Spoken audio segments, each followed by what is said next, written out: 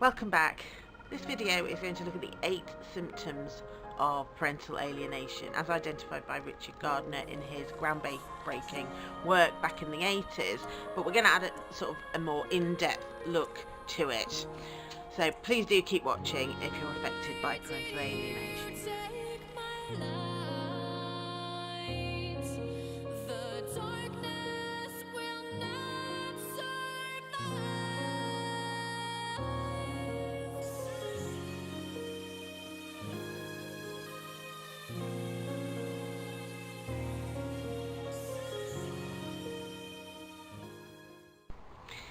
It's a beautiful day here in Lincoln, so I thought I'd record this video outside. You may see my dog wandering around as he enjoys being outside in the sunshine.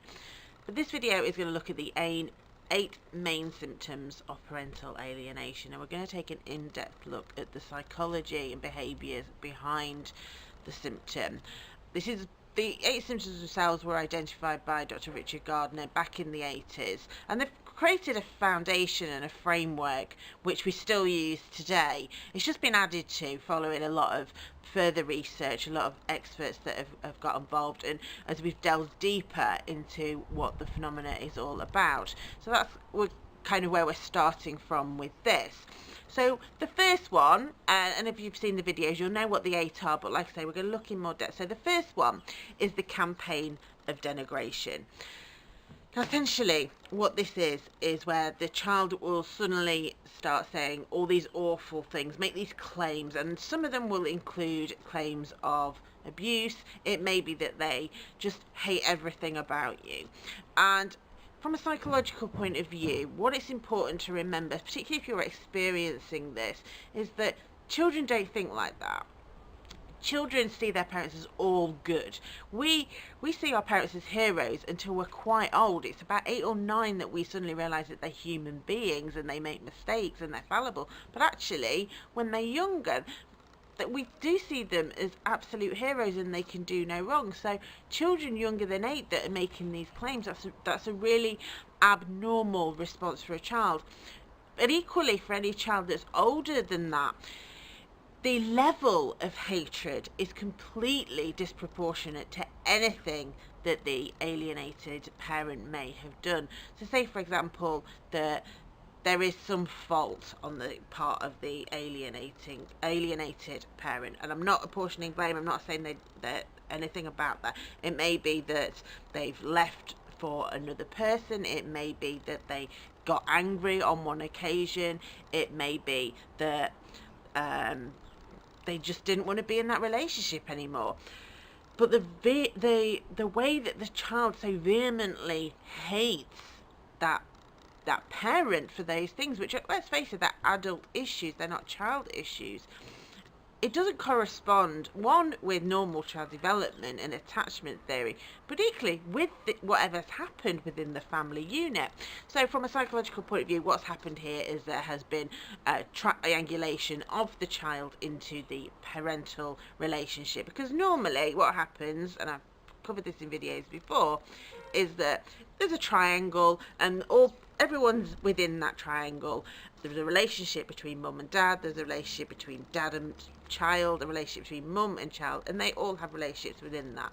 Obviously when mum and dad separate, the relationship with the child remains intact. They don't have a relationship anymore, they just remain in the role of parent. But what happens within parental alienation, particularly with this campaign, is that those two, the alienating parent and the child, they separate out, and the other parent, the targeted parent, is completely pushed out.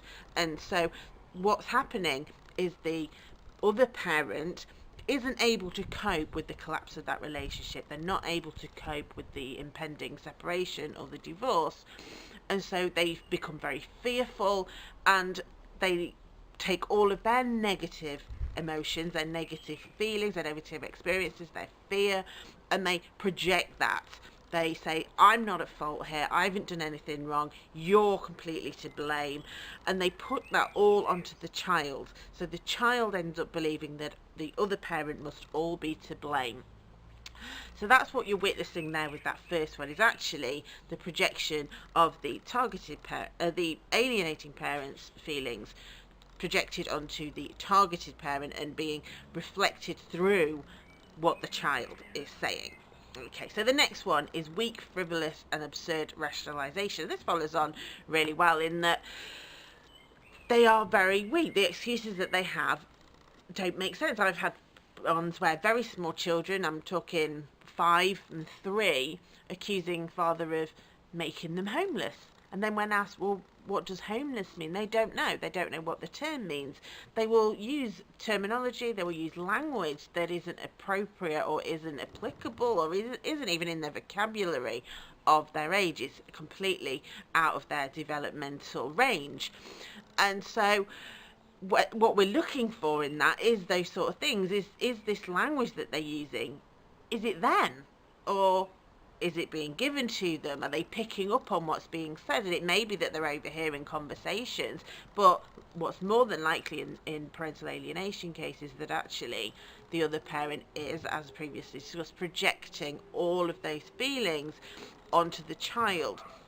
And it's a very clever process, because what they do is the child will maybe come back from contact or from seeing the other parent, and the alienated parent will ask her, how did you get on? The child will say, oh yeah, it was really good. So the alienated parent will then become angry. It may not be that they're overtly angry, they may not shout, but they will be withdraw. They will go, oh, right, okay. And the child quickly picks up on that. The child quickly picks up that they're not happy, and in their desire to please their parent, they will come back with a criticism. That then gets expanded by the alienating parent, who blows it up, and then the child ends up believing that what was a tiny little argument or tiny little reason becomes this huge evidence that the targeted parent is actually abusive and awful and this horrible, horrible person. So it is incredibly clever, but it's incredibly cruel for both the child and for the targeted parent. The next one is the lack of ambivalence about the alienating parent. In the eyes of the child, the alienating parent is all good. No matter what they do, they are all good, and no child thinks like that. Kids turn around and say, I hate you, you've ruined my life. That's normal. That's exactly how children should behave. There should be these clashes, because if they're developing and they're trying to get their independence, which they do from a very young age, they push those boundaries, then there's going to be that friction. That's normal and it's healthy.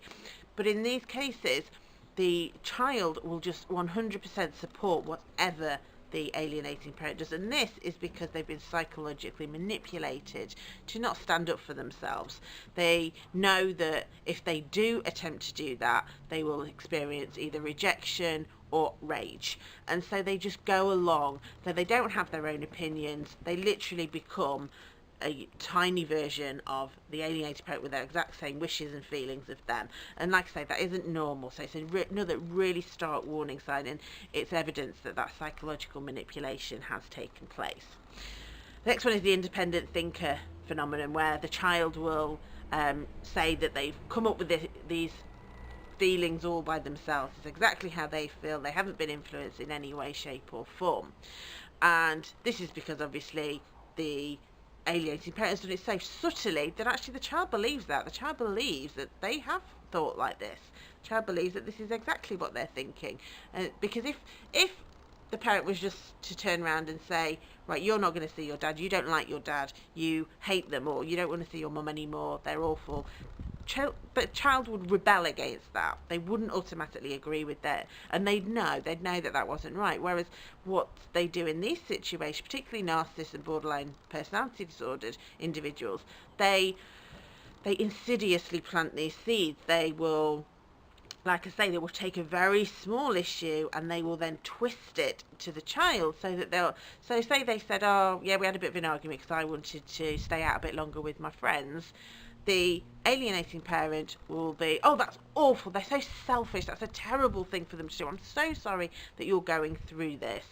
And so they present as a nurturing, caring parent, when in fact they're the abusive ones. Whereas the targeted parent is portrayed in this abusive person. So it's a complete twist of the actual real roles that are taking place within this triangle. The next one is the absence of guilt about the treatment of the targeted parent. Like I said, kids want to please their parents, so if they're saying all these awful things, deep down they're going to be feeling a guilt towards them, but they're not going to overly show that. They're not going to be able to demonstrate that, because it's been manipulated out of them. They've been psychologically manipulated to believe that what they're saying is absolutely 100% right, that the other parent doesn't deserve any sympathy, they don't deserve to have any contact with them, they don't deserve anything good in their life. And this is really dangerous, actually, because it's what's known as splitting. And when our brains split, we see people as either all good or all bad, and that leads to very long-term mental health problems. And narcissism and borderline personality are a couple of the disorders that can actually, as they grow, can develop as a result of splitting. So it's a really strong warning sign. It's something that we really, as professionals, we need to be making sure that we look for that, because it can cause, like I say, really long-term damage. Next one is reflexive support for the alienating parent. Again, and this is from the triangulation within to the conflict, is that child has become essentially the surrogate spouse. So this child becomes the person that they talk to, the person that they lean on. They emotionally rely upon that child, and so that child then feels all elevated and feels equally as important as, in fact more important than, the targeted parent. They have been elevated past the role, but they're a child, and that's dangerous, because children don't have the cognitive ability, the behavioural or the emotional ability to deal with that level of responsibility, that level of understanding. But that is what happens, and that is why it's like some people will say it's like they're joined at the hip, they're two peas in a pod, that kind of thing, when actually that's dangerous, because children need to grow up to be individuals and have their own feelings heard, but that doesn't happen. The next one is the presence of borrowed scenarios. What often happens is it's what's known as a trauma reenactment, and this is what the alienating parent is going through. They're reliving through the current situation their own past trauma, and they're passing that on. So it's a generational transmission of their own experiences passed on to the child. So they're creating a traumatic experience for a child that doesn't exist in the real world, because they haven't dealt with their own past trauma. And again, that's incredibly dangerous for a child, and it's something that we really need to seek to address. And the final one is the rejection of the entire extended family. So they won't just reject the targeted parent, they won't want to have anything to do with anyone around them. No grandparents, no aunties and uncles, no friends. They will cut off anything that reminds them. And this again is because the alienating parent can't be reminded of the targeted parent in any way, because it creates too much anxiety for them, too much hurt, too much pain that they can't deal with. And so the child will go along with that, because they want to regulate their parents' emotions. They don't want to see them angry, and they don't want to be rejected by them, so they do everything they can to appease them, and that means rejecting everyone around it. For those of you who are experiencing parental alienation, it can be one of the hardest things you'll ever go through. I hope that this video gives you some insight in what is going on behind the behaviours, but if you require any further support, please do get in touch. The links are in the description below.